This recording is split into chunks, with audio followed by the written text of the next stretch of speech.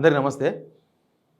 జూబ్లీహిల్స్ గెలుపు తర్వాత, కాంగ్రెస్ గెలుపు తర్వాత క్యాబినెట్‌లో ఒక పెద్ద కాంట్రోవర్సీ నడుస్తుంది. క్యాబినెట్ అంటే గవర్నమెంట్. ఏంది ఆ కాంట్రోవర్సీ? ఎందుకు ఆ కాంట్రోవర్సీ అంటే రేవంత్ రెడ్డి మోనోపాలీ. అంటే ఇంక నేను చెప్పినట్టే వినాలి.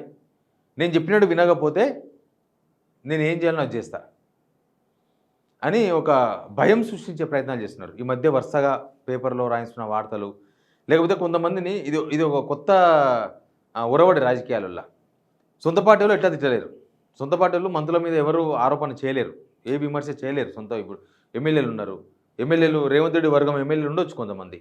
వాళ్ళేమన్నా డైరెక్ట్‌గా మంత్రులను విమర్శించే పరిస్థితి రాకూడదు. ఒకవేళ పరిస్థితి వచ్చింది అనంటే ఇంక అది స్పాయిల్ అనమాట.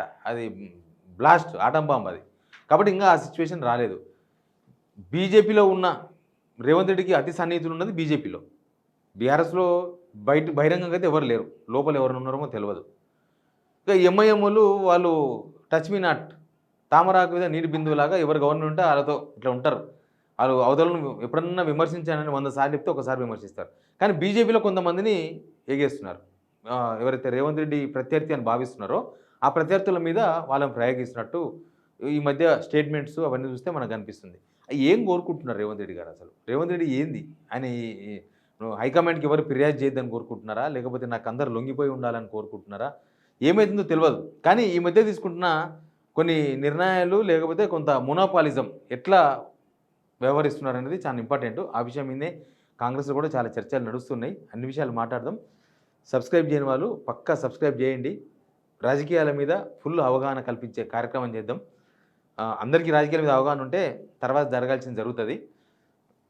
సబ్స్క్రైబ్ చేయడం మర్చిపోవద్దు. షేర్ కూడా చేయండి వీడియో. నేను ఎందుకు ఈ టాపిక్ తీసుకున్నాను అనేది చాలా ఇంపార్టెంట్. ఈ టాపిక్ ఎందుకు తీసుకున్నానంటే గవర్నమెంట్ అందరూ కలిసి ఉంటే గవర్నమెంట్ మంచిగా నడుస్తుంది. కానీ ఈ గవర్నమెంట్లో అందరూ కలిసి ఉండే పరిస్థితులు ఏం కనిపిస్తలేవు. బయటికి అప్పుడప్పుడు కలిసి ఉన్నా లోపల మాత్రం మళ్ళీ ఎవరి వాళ్ళు కత్తులు నూరుకుంటూనే ఉన్నారు. కడుపులో కత్తెరలు, నోట్లో చక్కెరలు అంటారు కదా, అట్లా బయటికి అప్పుడప్పుడు కలిసి కనిపిస్తారు. కానీ లోపల మాత్రం వ్యవహారం ఏదో నడిపిస్తుంటారు. రేవంత్ రెడ్డి ఏంటంటే జూబ్లీహిల్స్ ఎలక్షన్ తర్వాత ఇంకా నా స్థానం ఫిట్, ఇంకా నాకు ఎవ్వరు కాంపిటీటర్స్ ఉండొద్దు, ఇంకా నేనే. ఎందుకంటే ఈ మధ్య కర్ణాటకలో చూస్తున్నారు కదా రాజకీయాలు. కర్ణాటక రాజకీయాలు ఏంటంటే ఫస్ట్ నుంచి కూడా సిద్ధరామయ్య, డీకే శివకుమార్ అప్పుడప్పుడు ఆయన గుర్తుకొచ్చినప్పుడల్లా నాదే సీఎం సీట్ అంటాడు. సిద్ధరామయ్య కుదరదు, నేనున్న ఆల్రెడీ సీట్ కాలేదు అంటాడు. ఇక్కడ ఏంటంటే అసలు కాంపిటీటరే ఉండొద్దు అని అనుకుంటున్నాడు. ఇప్పుడు కాంపిటీటరు ప్రత్యర్థి పార్టీలో ఎట్లా ఉంటారు? ప్రత్యర్థి పార్టీలో సీఎం కావాల్సిన వాళ్ళు, సీఎం కావాలని కోరుకునే వాళ్ళు, ఈ కాంగ్రెస్ ఓడిపోయినప్పుడు అవతల పార్టీ ఏదో గెలిచినప్పుడు ఆ పార్టీలో ఉంటారు కదా. ప్రత్యర్థి పార్టీలో, ప్రతి పార్టీలో బీజేపీలో కానీ బీఆర్ఎస్లో కానీ ఉంటారు. కానీ వాళ్ళకన్నా ఎక్కువ డేంజర్ రేవంత్ రెడ్డికి సొంత పార్టీలో ఉన్నవాళ్ళు. ఆయన అనుకుంటున్నాడు అట్లా. ఈ సొంత పార్టీలో ఉన్న వాళ్ళు ఎవరు అంటే ఆయనకు ఫస్ట్ గుర్తుకొచ్చి చెప్పారు ఉత్తమ్ కుమార్ రెడ్డి. ఇక మిగతా విషయాలంతా తర్వాత. ఎందుకంటే ఈయన మీద ఎక్కువ కంప్లైంట్లు చేసేది ఢిల్లీకి ఉత్తమ్ కుమార్ రెడ్డి. ఏంది ఢిల్లీకి కంప్లైంట్ అంటే లేని విషయాలు కాదు. ఇప్పుడు పారిశ్రామిక కేసు వచ్చింది, స్కామో ఒకటి బయటకు వచ్చింది. దానిలో ఏం జరుగుతుంది, లేకపోతే రేవంత్ రెడ్డి పాలసీల వెనుక ఏం చేస్తున్నారు? గవర్నమెంట్ పాలసీలు బయటికి మంచిగా కనిపిస్తాయి, కానీ పాలసీల వెనుక ఏం జరుగుతుంది అనేది చాలా ఇంపార్టెంట్. ఆలీది ఒక సినిమా ఉంటుంది, గుర్తుందా? ఈడియట్ సినిమా అనుకుంటా. బార్డర్ దాటి పోతుంటే అక్కడ బార్డర్ పోలీసు పిలిచి అడుగుతుంటాడు. ఆయన ఎప్పుడు ఇసుక తీసుకుపోతుంటాడు, బీదర్ పోతుంటాడు, కర్ణాటక. మీకు అందరికి సీన్ గుర్తుంటుంది. ఒక చిన్న విషయం, ఏంది ఆ ఇసుకలో ఏదో దాపెట్టుకున్నాడు అనేది పోలీసు అనుమానం. కానీ అసలు ఆయన తీసుకుపోయేది బండి అనే సంగతి ఎవరు తెలియదు. పోలీసు ఆయన దాని మీద కాన్సన్ట్రేషన్ చేయడు. ఆ ఇసుకను మొత్తం కింద పోసి మొత్తం లోపి మొత్తం ఊపి చూస్తే ఏముండదు. ఏంద్రబాయ్ ఇసుక తీసుకుపోయి ఏం చేస్తామంటే సల్లుతా అంటాడు అలీ. కానీ అసలు వ్యవహారం లాస్ట్కు బయటకు వస్తుంది, ఇదంతా బండి. అలీ చేస్తున్నది దొంగతనం బండి. ఇక్కడ రేవంత్ రెడ్డి కూడా బయటికి స్కీమ్ కనిపిస్తుంది మనకు. స్కీమ్ అంటే ఇక్కడ సంచి, ఇసుక, ఈ విషయాలు గుర్తుపెట్టుకోవాలి. మనం ఇసుక చూస్తున్నాం, కానీ అసలు పోతున్నది బండి. ఆ బండి పోతున్న విషయాన్ని ఉత్తమ్ కుమార్ లాంటి వాళ్ళు హైకమాండ్కి చెప్తారు. ఇంకోటి ఏంటంటే ఢిల్లీలో మిగతా వాళ్ళ రిపోర్ట్స్ను ఎట్లా చూస్తారో కానీ ఉత్తమ్ కుమార్ రిపోర్ట్ను బాగా విశ్వసిస్తారు వాళ్ళు. ఆయన లాయలిస్ట్గా ఉండడమా, లేకపోతే పెద్ద కరప్షన్ అలిగేషన్స్ ఏం లేకపోవడమా, కరప్షన్ చేసినట్టుగా గతంలో మరకలు లేకపోవడమా, ఏదైనా ఉండొచ్చు కాక హైకమాండ్కు దగ్గర.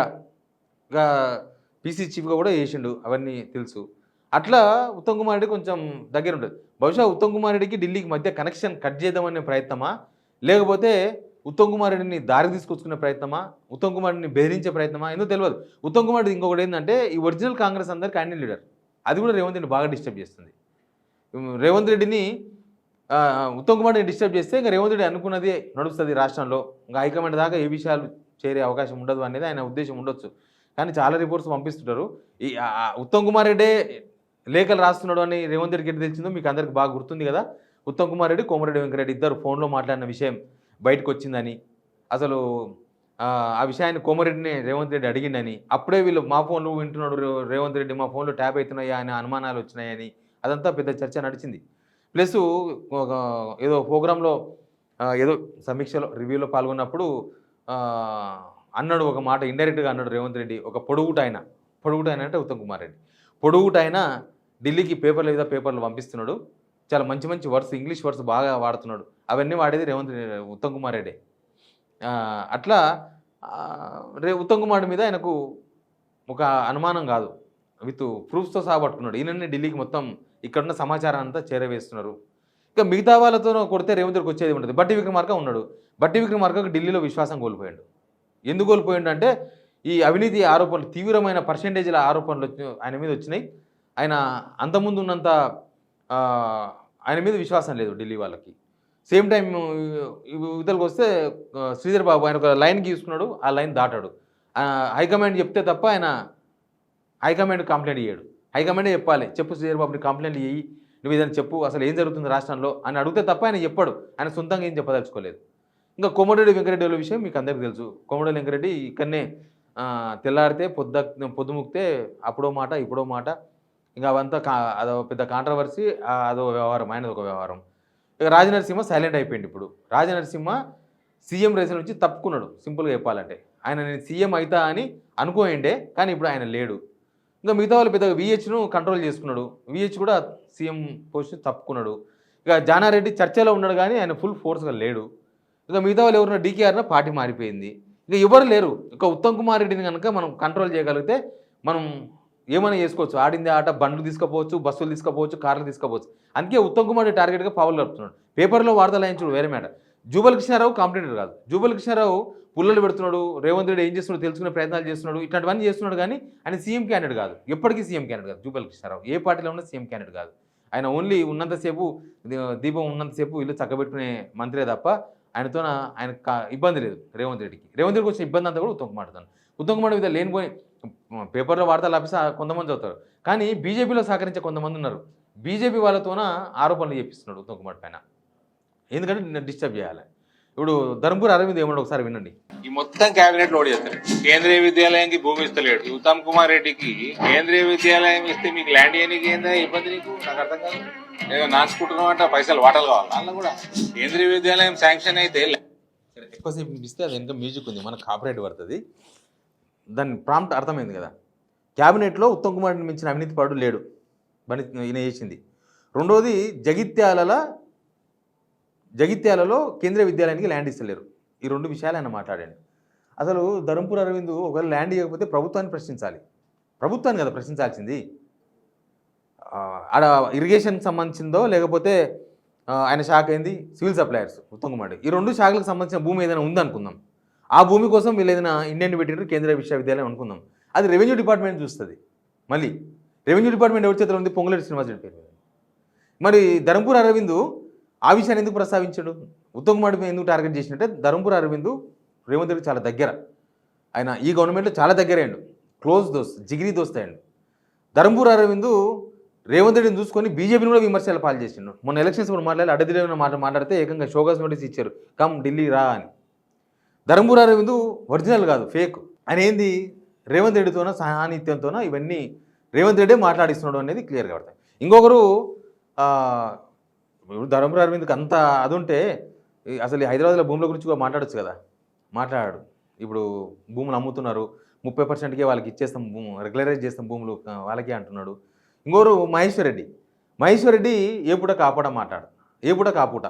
మహేశ్వర్ రెడ్డి ఈ పారిశ్రామిక భూముల విషయంలో సవాల్ విసిరి అసెంబ్లీలోకి కూర్చున్నాడు. ఉత్తమ్ కుమార్ రెడ్డి రావాలి నా దగ్గరికి అంటున్నాడు.